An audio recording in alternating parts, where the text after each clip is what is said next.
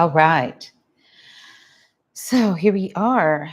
And I want to welcome you to KK's Career Advice. We've got this light overhead as we wait for people to come in. YouTube is going to send some folks this way. What I might do is might pull over this light in just a moment. So if you're watching this on the replay, I want to apologize for any movements that I might be making. Tonight, I was not going to go live. I wasn't feeling my best, and but I had some personal revelations, and I thought, you know what, let's do this anyway. So let me do something here, and I'll turn the computer so you can see me, even on the replay. So this is for you, you all on the replay. I'm grabbing my plug here so I can plug in my extra light so we can turn off the big light and we won't have that angel glare in it.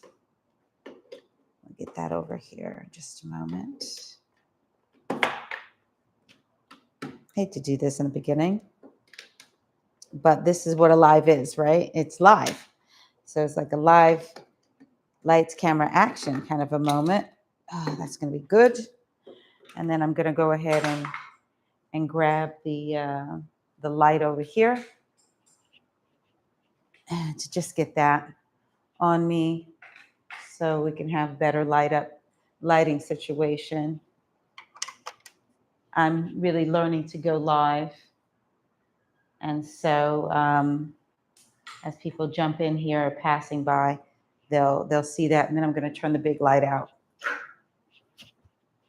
So just bear with me here. Hopefully we got a better setup that's not so glary. I think I'm going to just turn it off completely. There we go. I don't mind a little mood lighting. So let's do this. Turn this back here. Perfect. That's much better. And so apparently I can edit this. I went live yesterday, kind of like I guess almost like the first time. I've done it before and ages ago. But today I'm here to talk about people pleasing. And, why am I a people pleaser? And I think it's an important topic because there are so many people who find themselves people pleasing in their life, but they don't understand where it comes from, why it is, and how to combat it, how to get over it. Because see, over time with people pleasing, one will carry this on. And if you don't examine why you are a people pleaser, my darlings, if we don't examine that, if we don't look within, even in the most painful parts of our history, then we can carry on this people pleasing behavior. And then if you carry that on into not only in your life, but also into work, then there's big problems there because people take advantage of people pleasers. And if you're on this video or you're watching this replay, then you're experiencing something like that and you want to figure out how to end it. Well, who am I to tell you how to do that? What's my credentials? Well, I'm an executive coach and a psychologist. And I'm not a clinical psychologist, but nevertheless studied a bit of the mind. And so I work in this capacity 5 days a week is what I do. I coach people for a coaching firm, an executive coaching firm. So top professionals and it comes up all the time, the people pleaser. Why are you a people pleaser? What is it? In order to really answer that question, I want to tell you a little bit about my story. And what I'm hoping is that my story resonates. And who am I? I'm no one special in the sense that I'm another human being just like you, right? Just like you. And I was speaking to my one of my nieces last night, and we were talking about people pleasing. And then there were some personal things that came up for me today. It was like that conversation with her kind of lit the my unconscious. It activated my own stuff, right? And this is what we find in psychology. It's patterns, right? Where these patterns come from. And that's what we have to identify. So, my patterns and what made me into a people pleaser was being a child in an environment where it wasn't psychologically safe.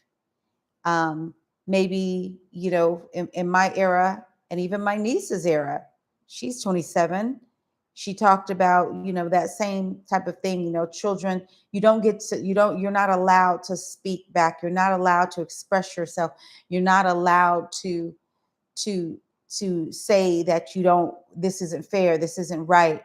And if you grow up in environments like that where you can't openly kind of verbally challenge, in a respectful way of course, but you can't verbally challenge, then that becomes really, really, it will have a long-term effect on you. And parents don't necessarily kind of get that, right? And because there's no book, there's no manual on raising children. There really isn't. There's people's experiences, and what you do with that, right? That's the interesting thing, is like, there's your experience. If it's a negative experience, then you have a high chance of repeating that pattern. And if you want to break that pattern, then that's going to take a lot of work. So my childhood was not, I didn't feel safe in my childhood, right? It was very volatile. There were belt beatings and things like that. So I had to learn how to survive in that environment, right? I got my torch from my cat. I had to learn to survive in that environment. And how I chose to survive was being the people pleaser, right? And so maybe you can relate. If you can relate, put it down in the chat. Let me know, right? So that whole people pleasing thing has a root. And if that root is from early on in childhood, then the struggle is going to be real, because when you learn this survival mechanisms and it works, right? And it works for you. Let me look in the camera. When you learn something to survive in a volatile environment and it pays off, you will repeat that same behavior. And that's the brain saving some time. It's like, okay, this works. We'll keep doing that in this environment, right? So that is what I did. So it was like, okay, be the peacekeeper, volatile parent. My mom could lose her cool at times too. And so it was like, okay, I'll try to be the peacekeeper. I'll try to help everybody like behave like my siblings. Why aren't you listening? He's going to react this way if you do that. She's going to react this way if you do this. Why can't you learn? So I began to like take on that responsibility of keeping the peace within the house. Well, that worked. I carried that on. I made sure everybody else was comfortable while my needs were not being met, right? And I'm emphasizing that, right? A people pleaser, your needs are not being met, unfortunately, right? And so what you do is you say it's okay because you learned this behavior to survive, to try to keep everybody at peace. And though you couldn't, I couldn't, I was a child, but I could at least, in my mind, that was the way to do it, right? If I could do that, then I would be safe, and maybe my siblings would be safe too, right? It keep the order in the house, right? Somebody needs to go and wash the dishes. That was me. I'd be like, okay, because why? I didn't want the yelling to start, right? So it was somebody get in there and do those dishes. And it was always somebody get in there and do those dishes. So that somebody, silence in the room, siblings not going to do it, keep the peace, get up and do it, even when I didn't want to do it. And I have this distinct memory of being a teenager, and you're a teenager, you're 12, 13, and you don't want to be the one always doing the thing. And I complained about it. I said, why am I always the one having to do it? Oh, well, that was outrage. That was, you better get in there, don't talk back. Oh, you think you grown now? All of that stuff that you've probably heard yourself. Yeah. And that's a shame, because when that was done to me, I felt I felt like shamed for wanting to have my own autonomy, to have my voice, my my needs, what I wanted, what I needed was not appreciated, respected, and could not be stated. So if you can relate to that, you know, having your voice silenced growing up, right? That could be part of that people pleasing, holding the peace. I see you there. Thank you so much for giving me a thumbs up and being in the room with me. I am talking about that people pleasing, and I'm sharing where it started for me. And where it started for me was as a child, early years of development, right? The early years of development is where most of this behavior stems from. And then so you're doing this thing, or I was doing this survival tactic, and it worked. It worked. I could keep the peace.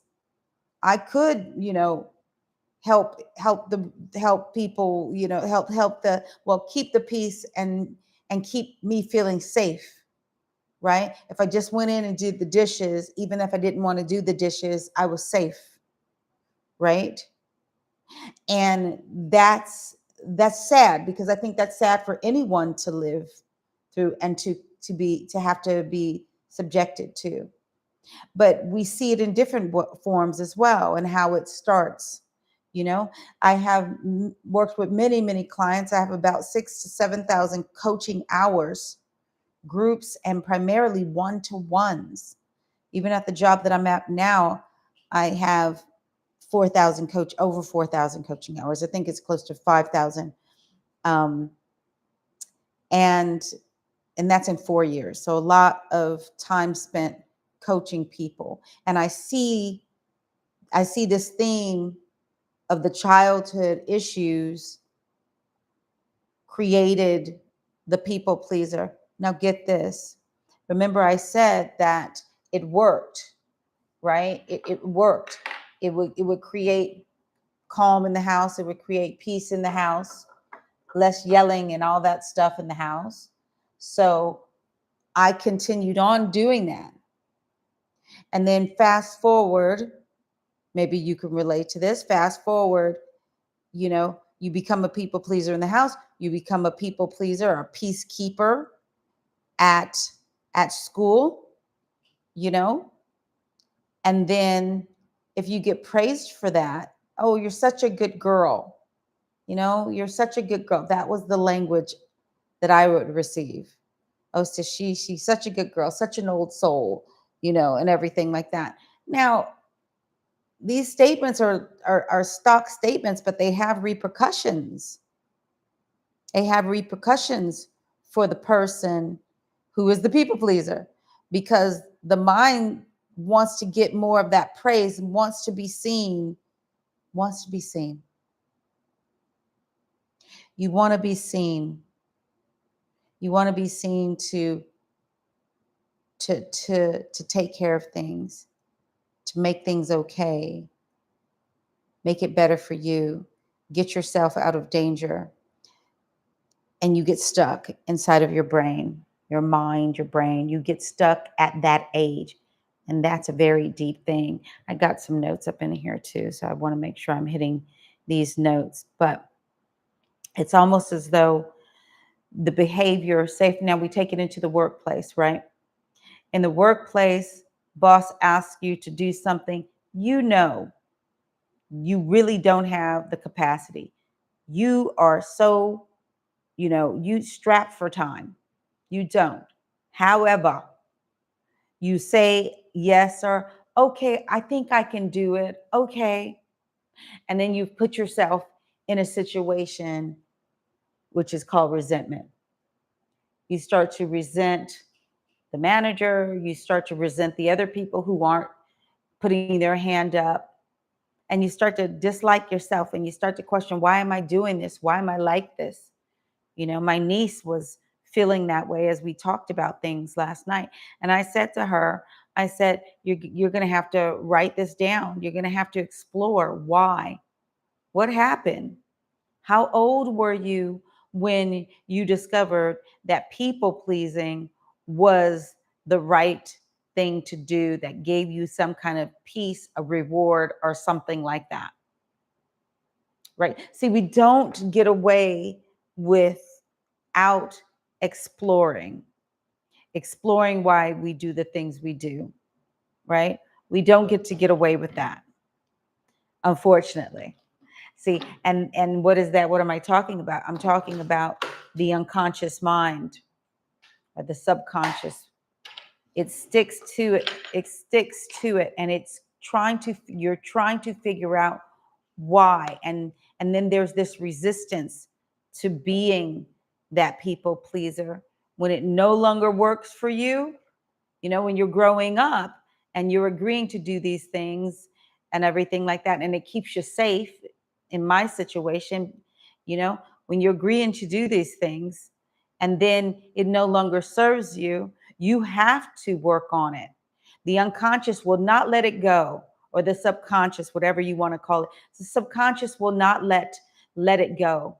If this people pleasing thing is really getting on your last nerve, the unconscious will keep bringing it up. It will keep reminding you, I don't like this. We don't like this. We don't like it. So when are you going to face it? Right? When are you going to face the fact that it is time to make a change? Right? And that's probably what brings you here. You're thinking, I can't keep going on like this. I can't keep up.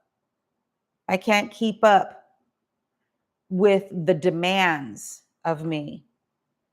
I feel out of alignment within myself, right? When you're out of alignment with yourself, your body will respond and it will let you know. When you're out of alignment with your authentic self, who you truly are,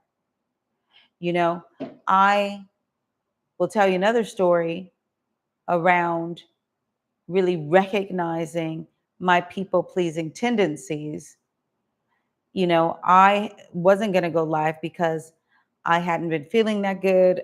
I had dealt with some vertigo, and I'd been dealing with that, got some antibiotics, and the long and short of it, it's kind of, I'm feeling a bit dizzy a little bit today. And that's because I didn't realize I had sinusitis, chest infection, ear, blah, blah, blah. So I wasn't feeling my best. And I kept having the air conditioning on and off. And that's what makes it worse, right? Getting cold in my face, cold in my head. I have lived the last 3 decades in London. And so we don't have air conditioning like this, like we do here in the US and in Texas. And it's very hot, and we don't have hot weather like this in the UK. Anyways, I found myself traveling here and then moved here a year ago for work. And I realized that I as I was around people, that I kept putting my needs second, seeing someone, I was with someone who's quite narcissistic. I laugh now, very painful. But it's like he got annoyed with me for still being sick. He says, "Oh, you're still sick," one day. And I was still sick because I was people pleasing and not saying we've got to come to an equal level here in terms of this air conditioning. So I was trying to make him happy and putting myself second. And that relationship broke up. I'm seeing someone just recently and happily, not a narcissist. And I find myself slipping back into those patterns to make sure they're okay, to make sure they're happy, right? And that is the residue of people pleasing, the residue from my childhood, right? I know I say right a lot. I'll work on that. But it is the residue of old learned behavior, of old, habit, right? It became a habit for me to put other people first, to disregard my needs. And people pleasers do that. You will say yes to additional work because you're trying to keep the status quo. You're trying not to be seen to be someone who's not reliable and everything like that. But what you're not realizing is when you do that, if in the work context, you create bottlenecks.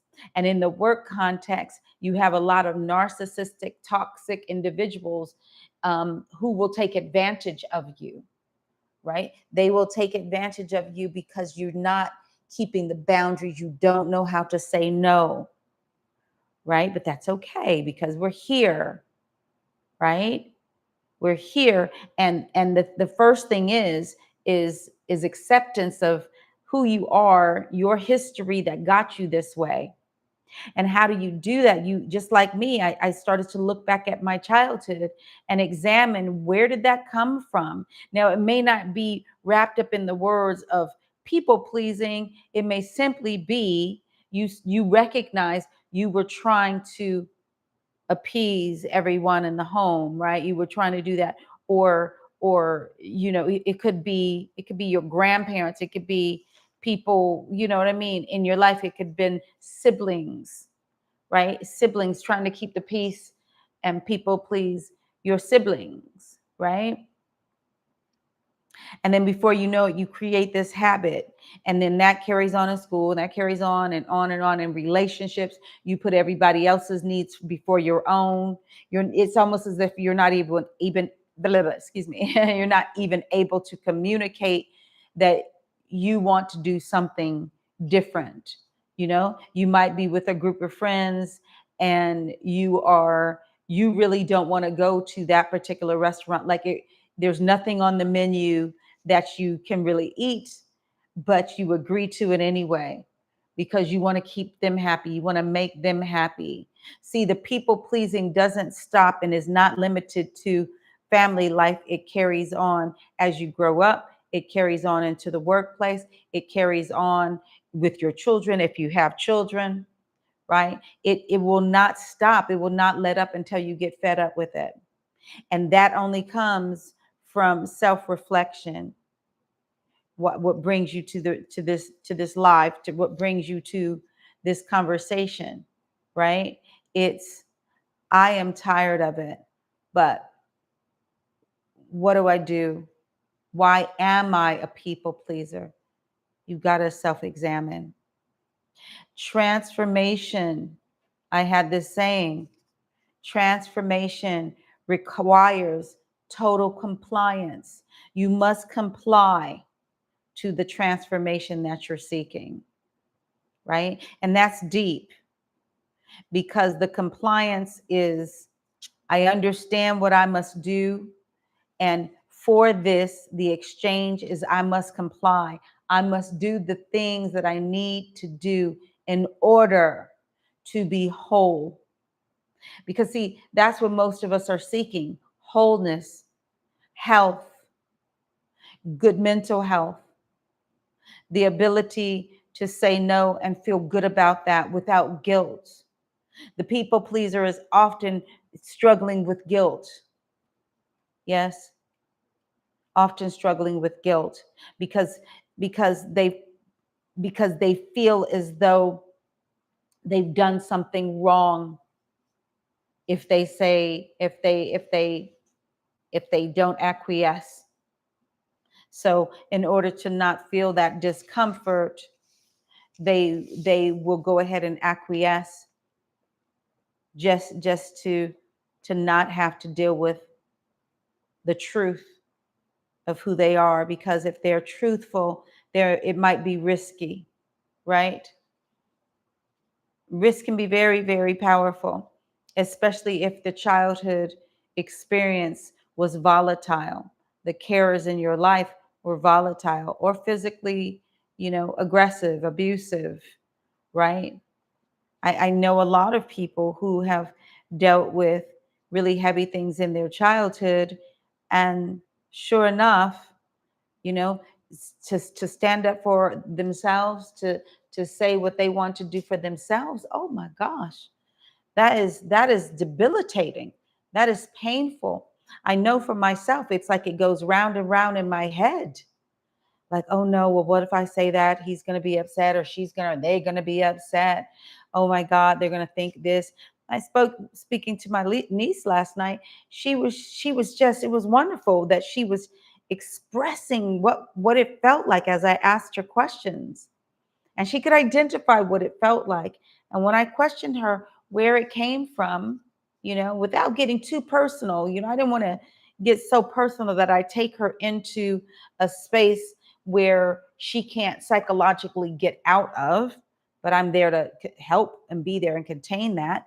But I handled her with care until she found it out. See, the self discovery, when we get tired of being a certain kind of way, then it's like we have just opened the thing that's pushing in the unconscious information is trying to get out. There was a little bug. The unconscious information is trying to push itself open so you can examine it. And when you open the unconscious, all of that stuff, all of that childhood experience, all of that pain, all of that thing, that period of life that made you a people pleaser is exposed, and it comes out.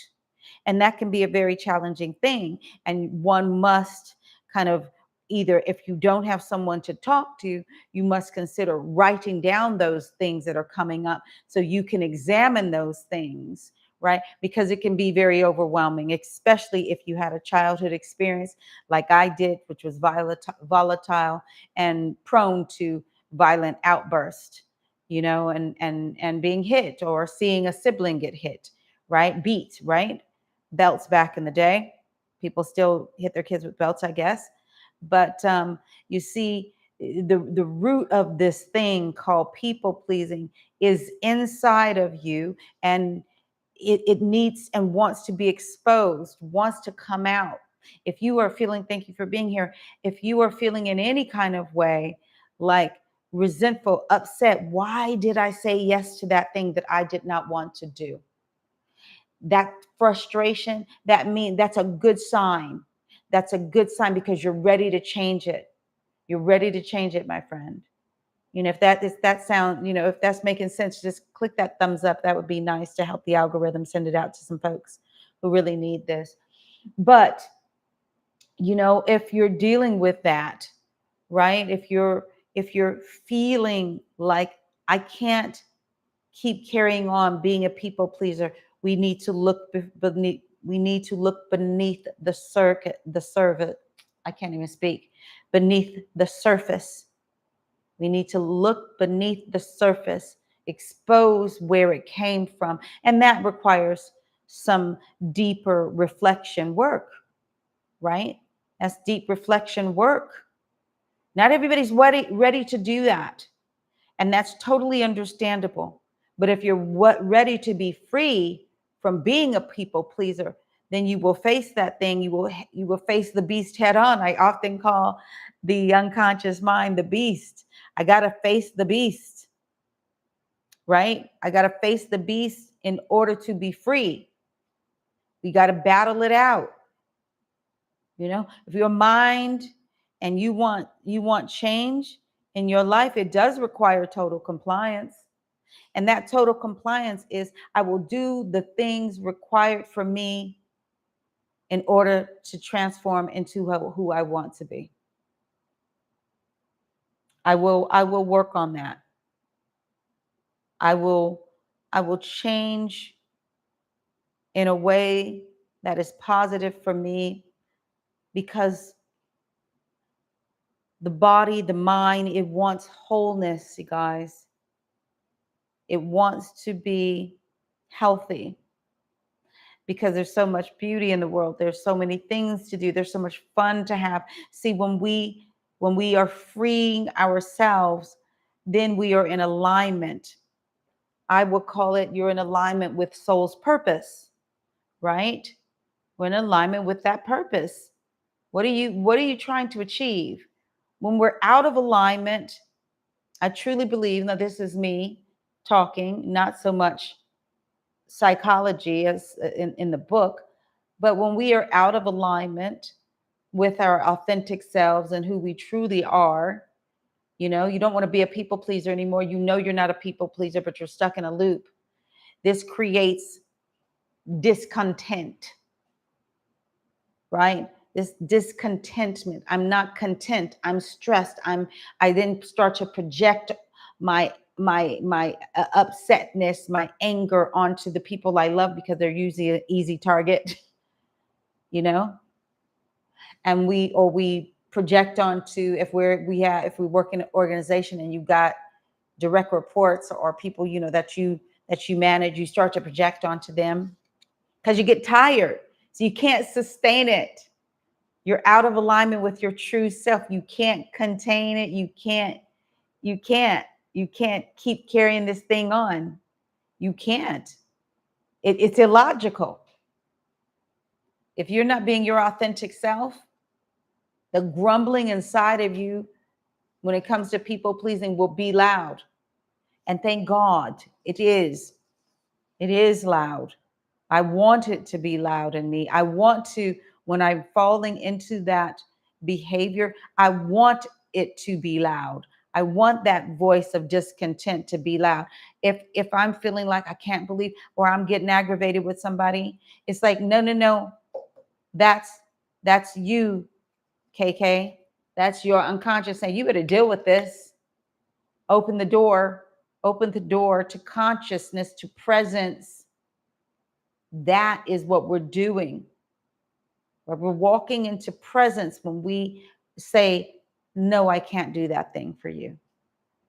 No, I don't want to sit in a room with air conditioning. It gives me a head cold, sinusitis. No, I can't do that. For my health, I can't sit in the cold. You know, I take flights. I got to put a hat on and a blanket. You know, that's just me. That's just my constitution, as they call it, right? It's my makeup. It's just, I am American, but you guys have left my window cracked and these little bugs came in. But in the UK, we just don't have super hot weather. We just don't. Get 88 and we're doing something, right? And that's very rare, right?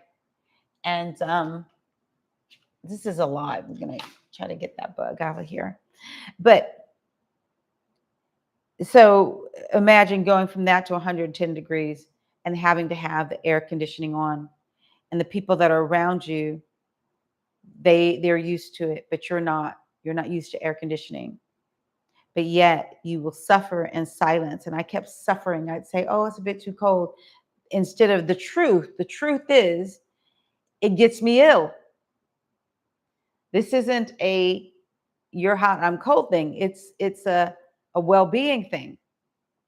Just like work is a well-being thing. It's I can't keep putting more and more and more on my plate and being expected to deliver it because it's going to make you happy and it's messing me up. You can't do that. Don't make no sense. It doesn't, and you hurt. Your well-being gets affected by it. You see, this is the thing. Our well-being, the people pleaser, the one who suffers, trying to make everybody okay, trying to show that they're a team player, trying to show that, my partner, you're so special to me, I will sacrifice myself. On who, yeah, your sacrifice of self causes you to be ill. You will be surprised at how many professionals I work with a given week during very busy periods. I'm seeing approximately, and this is no lie, I'm seeing approximately 30 people a week, 35 people a week. It's a full on. It could be 6 people in a day. I have 7 people in a day sometimes. And the stories of burnout due to people pleasing is quite, it's just endemic of corporate cultures. And it's such a shame, because it feels to me that a lot of organizations, these toxic organizations, they hire a certain type of person. They really do. Some companies have psychological assessments in these big corporates, and they're you cannot tell me they are not looking for a certain type. I've heard a professional of a big company say, "Oh yeah, we hire the same type of person." Well, why would they do that? Because they're going to guarantee high level of output, and that high level of output is going to be at the detriment of their health, those people's health. But that's okay, because there's always somebody else, another 5, another 10 people who want a job doing that thing that is making those people ill. So you hear the kind of what happens, where it's rooted. It's rooted in the childhood experience. It really is. I'm going to grab my water. Just bear with me. Grab my water, and you should be able to hear me really easily because I have my mic on me. Is due to the detriment of a person's well-being. I have spoken to people who have ended up in emergency rooms, medical reasons, because they were so busy people pleasing, overworked, so busy people pleasing that unfortunately they wouldn't even go to the bathroom. They wouldn't have enough water to drink, and they'd find themselves ill in emergency rooms. So I'm gonna have my water. Let me cover the mic.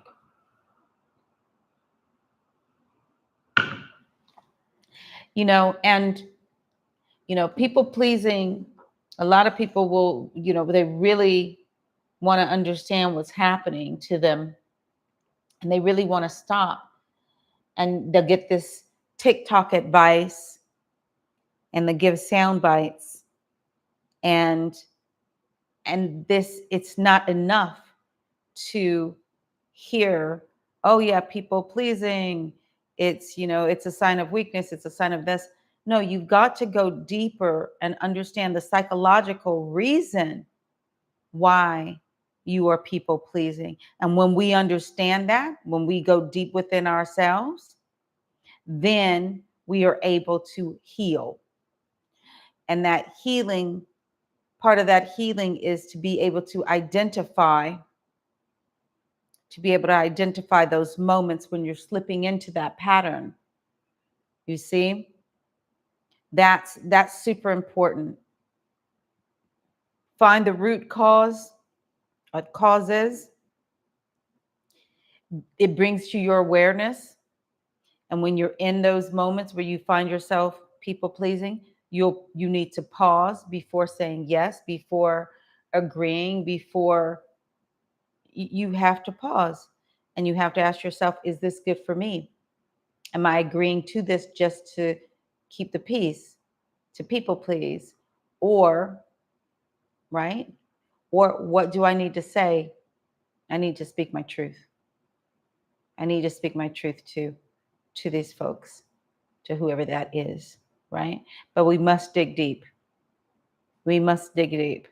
And there's so many people giving pop advice, chat GPT advice, and they're doing more harm than good, because all they're doing is just regurgitating the same thing. And I just thought, you know what? I want to start doing these lives to help people go a little bit deeper. These coaching psychology live sessions, and that's important to me, because we have too much.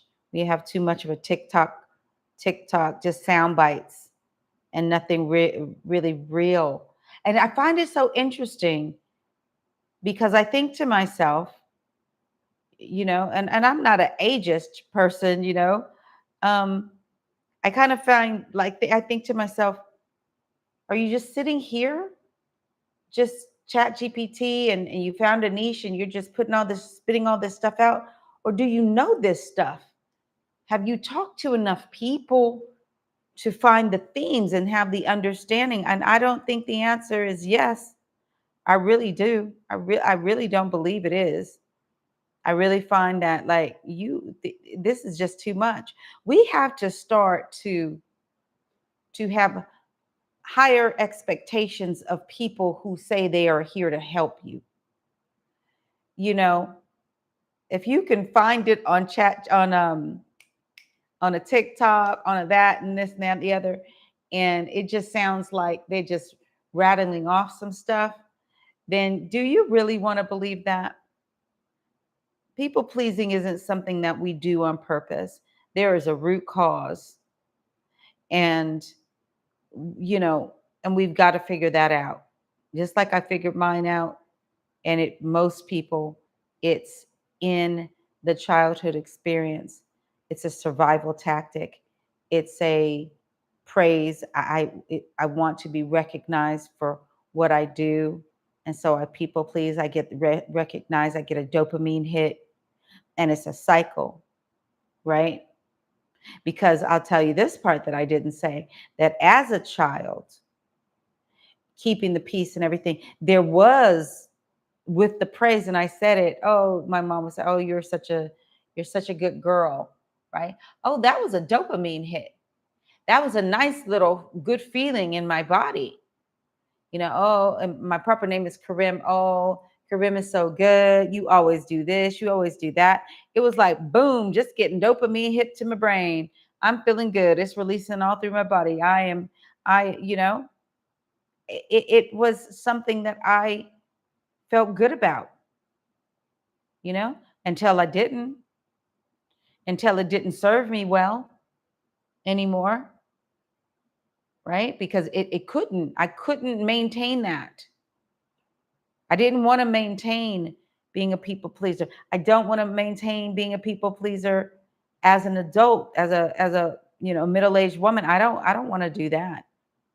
No, because I've got too many goals, too many things to do. And when we're out of alignment, we're not able to focus in on the things that we're hoping to achieve, the type of family we're trying to build, or you know what I'm saying, the relationship we're having. We can't give it our all if we are not in alignment with who we truly are and what our desires are. And this requires us to, I say, like, that total compliance. And um it also means that by by focusing, by dealing with it, you find freedom. If you believe in the law of attraction, right? It's like, imagine you're working, you want to manifest something and everything, and you're peaceful, and you're saying, this is going to happen, this is going to happen. But then you get distracted. You're people pleasing, you get distracted, right? I've always said it's like this. It's like life is going really nicely. You're happy and all of that good stuff. And so you're like, yes, yes, yes, I'm feeling good, gonna manifest this thing. Things are lining up. Like say it's a business deal or something, right? Things are lining up, and then all the inner turmoil starts taking place. You people pleasing, you're upset about it. What are you doing? You're putting the red light on your manifestation. Now, I know I just took it over here, but I'm going to take it over here because that's how I am. I'm going to take us on another journey. You are slowing down your manifestation because the energy is diverting away from where you've been cruising, what you're hoping for. Now you're stuck over here, people pleasing, in resentment, and all that crap. You can't even see that just at the stoplight where it was moving towards the goal, it's just there. But you'll stay in that crap, that anger, that hurt, that resentment, that why did I say that? Why did I say yes? And that is that. Why do we do it? Why do we do it? I don't want you to keep doing it. I really don't. Because I don't want to keep being that way, right? And I feel that I'm free, but I have to tell you that old habits die hard, and they die hard. The the unconscious stores these behavioral responses. Behavioral. It's nighttime, y'all. The unconscious stores this behavior, or you could call it the subconscious, stores these habits, the people pleasing habit, as a positive thing to do. Or I wouldn't even say positive things to do. I don't think it kind of has the positive or negative attached to it. It's more like this is what we do when someone asks to do us to do something and we have too much on our plate. This is how we respond. This is our behavioral response to that can you help question, right? Very, very deep. But again, before I close this out, I just want to encourage you to name it, to acknowledge its presence, these people pleasing tendencies, its presence. It is the person who you have made yourself to be by default, potentially for by survival or for the recognition that you wanted and needed to survive and thrive. You see? And it's about kind of acknowledging it and then putting into place, hello, buddy, putting into place what you need to do through working through it, by working through it. You can do this through a reflective practice, writing down what and why you became a people pleaser. If you just join me, it's about going deep within your soul and saying, why did I become a people pleaser? And when you find it, what are you willing to do? Right? What are you willing to do to free yourself? And that takes commitment. So I'm gonna leave you there. Please watch the next video, be it a short, long. There's another live in here. I'll keep coming back, and remember, who you are today isn't who you will always be, and you have the chance to change it while you're here on this earth. So, it does. Your past does not define you. Okay. Until next time, I'm KK Harris, your executive coach and psychologist, and I'll be coming live throughout the week. So please do come back. Please set your bell for notifications. Subscribe if you haven't already. And if you would, just put in the chat what you'd like me to talk about, and I will read these messages, and I will make content for you. This is around confidence at work, surviving toxic and narcissistic organizations and people, and how to thrive beyond just surviving. Okay, I'll see you at the next one. Bye bye.